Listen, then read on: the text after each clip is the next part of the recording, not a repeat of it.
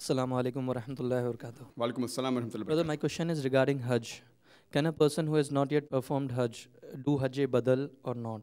What is Hajj Badal? And the second question is posed by a non-Muslim regarding the rituals in the Hajj.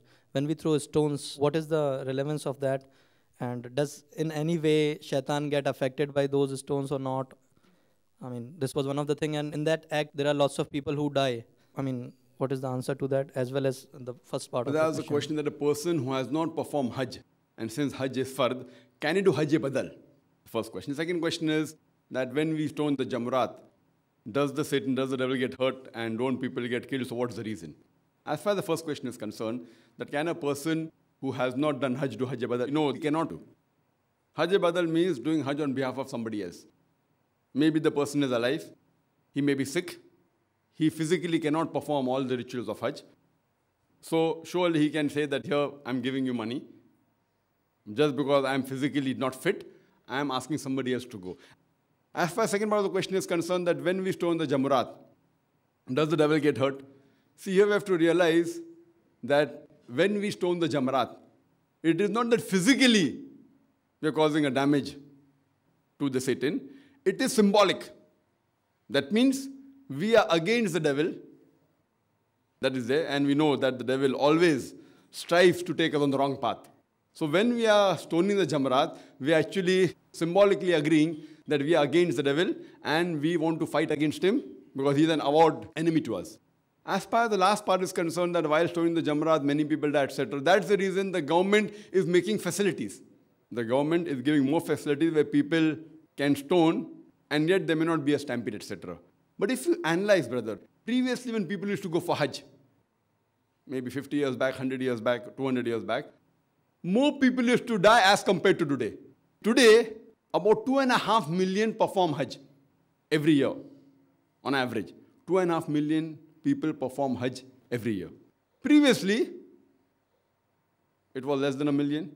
If you go back more, it was less than 100,000 people. Yet, when we went for Hajj, suppose living in India, we had to go by ship. It used to take months to do Hajj. Now, you can go for Hajj and come back even in 6 days' time. Minimum even less than that. On average, they take 2 weeks to 3 weeks, so that they want to go to Medina, etc. and stay in Makkah for a longer period. But the minimum requirement can be done in a few days. Previously, it used to take months. And whenever people used to go for Hajj, they used to meet the relatives, and there was an understanding, maybe we will not return back. Maybe. Chances. Not that they won't return for sure, but chances are there.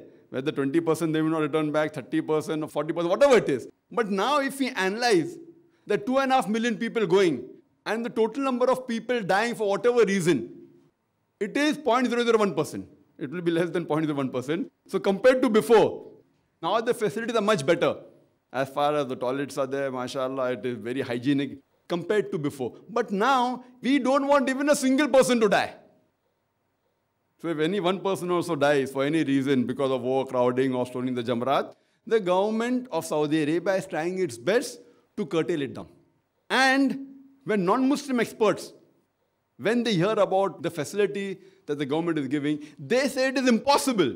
Logically and scientifically, it's impossible that 2.5 million people are gathering together in Arafat, Mina, and performing the rituals without hundreds of thousands of people dying. They say it's impossible. Yet, alhamdulillah, we see that every year the Hajj is being performed. There have been occasions where there was some fire took place and few hundred people expired. There was a tunnel that caved in. But yet, if we see the percentage, it is very negligible. So even in Jamaraat, now the government has made a flyover and have extended the Jamaraat so that you can stone from the ground floor as well as first level. Now a second level has come and more will keep on coming. So they're trying the level best and see to it that people come and do what is required in the religion without being hurt. And when people go for Hajj, there they see millions of people gathering together, people dressed up in 2 pieces of unsewn cloth, preferably white. There we see the real brotherhood.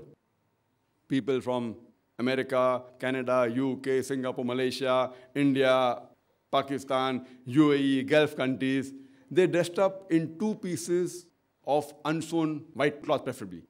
You cannot identify the person standing next to you is a king or a pauper, whether rich or poor. All look similar. So here we get the universal brotherhood and practically demonstrate. So we perform Hajj because it's one of the pillars of Islam. It's a fard, the commandment of Allah and His Rasul. Hope that answers the question.